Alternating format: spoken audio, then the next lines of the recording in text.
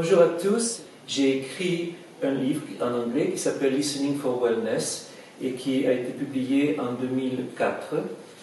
C'est un livre qui a été maintenant publié aussi en espagnol grâce à la générosité de Christophe et de Sandra qui ont beaucoup travaillé sur le projet. Je sais qu'ils vont bientôt le publier en français et il existe également une traduction coréenne qui devrait être publiée probablement cette année.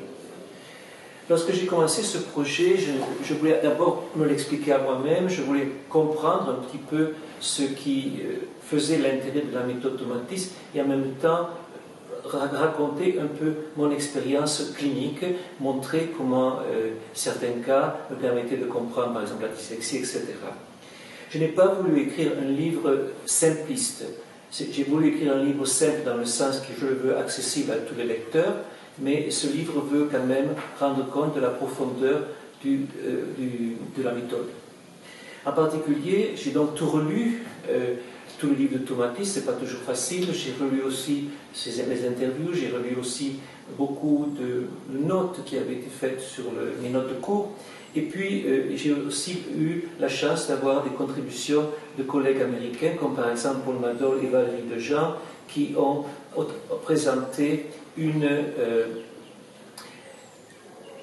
approche pratique très importante à partir des trois intégrateurs. Tomatis ne l'avait pas vraiment fait et je pense que la contribution qu'ils ont faite est une contribution vraiment très importante et j'espère que vous la savez.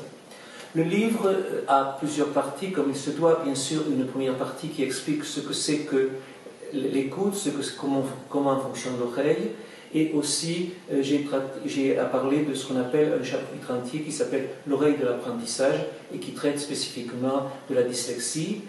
telle qu'elle est vue par Tomatis, des problèmes d'attention, des déficits d'attention et aussi de l'autisme. Tout cela vu à travers Tomatis, mais aussi à travers des exemples qui sont tirés de ma pratique.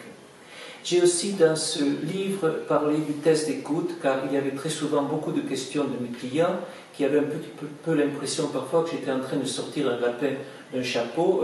une espèce de tour magique qui faisait dire à un de mes clients « je ne vous dis rien sur moi parce que vous le savez déjà en faisant le test ». Donc dans mon livre, j'ai écrit sur le test d'écoute, je l'ai fait avec l'accord de Tomatis qui m'a d'ailleurs dit à ce moment-là qu'il serait très important que les gens du réseau commencent à écrire sur le test, qu'il était temps de le faire. Le livre contient aussi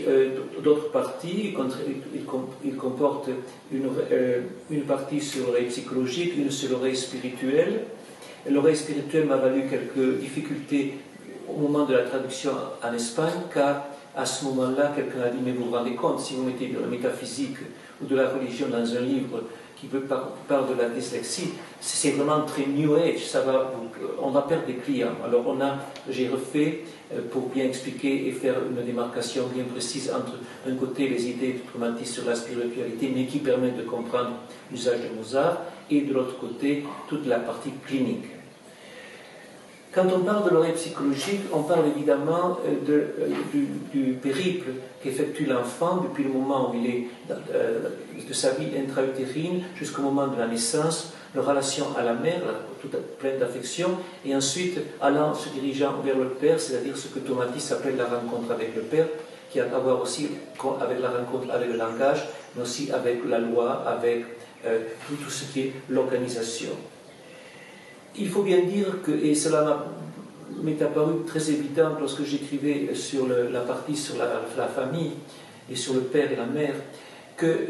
la vision de la famille qu'a Tomatis est une vision très traditionnelle qui est très marquée par le 19e siècle et le début du 20e siècle, essentiellement une famille où il y a un père, une mère, deux enfants, une famille en général monoparentale et hétérosexuelle, et qui omet beaucoup d'autres types de familles qui existent maintenant et qu'on voit de plus en plus parce qu'il y a une déstructuration ou un effondrement de certaines des formes familiales les plus connues, les plus classiques. Et par ailleurs, la famille telle que l'a décrit Tomatis, ce n'est pas forcément une famille qui a existé telle qu'elle dans l'histoire ou dans d'autres sociétés, mais c'est plutôt une création du 19e siècle. Alors, il y a évidemment quelques problèmes qui se posent au moment de la rencontre du père, Parce que très souvent, et je le vois au Mexique où j'habite, le père est absent puisqu'il est souvent aux États-Unis. Parfois la mère est aussi absente parce qu'elle est aussi partie avec son mari. Et c'est à ce moment-là, ce sont les grands-parents qui élèvent les enfants. Et une des conséquences est certainement un effondrement progressif des structures traditionnelles locales qui régissaient la famille et aussi bien la société et la communauté. Et puis, comment dire à un enfant de rencontrer son père quand le père est un psychopathe très séduisant par certains aspects, mais qui a essayé de tuer par 2 fois la mère, qui menace les enfants de les battre comme plâtre s'ils touchent à l'argent qu'il a mis sur une étagère bien en vue, alors que ces mêmes enfants meurent de faim. Comment aussi proposer une rencontre avec le père quand l'adulte en question a eu un père qui était un nazi, un scientifique très brillant, qui a été envoyé aux États-Unis afin de continuer à développer des bombes atomiques et des fusées. Cela, évidemment, pose un problème et j'espère que peut-être que vous avez aussi quelques solutions.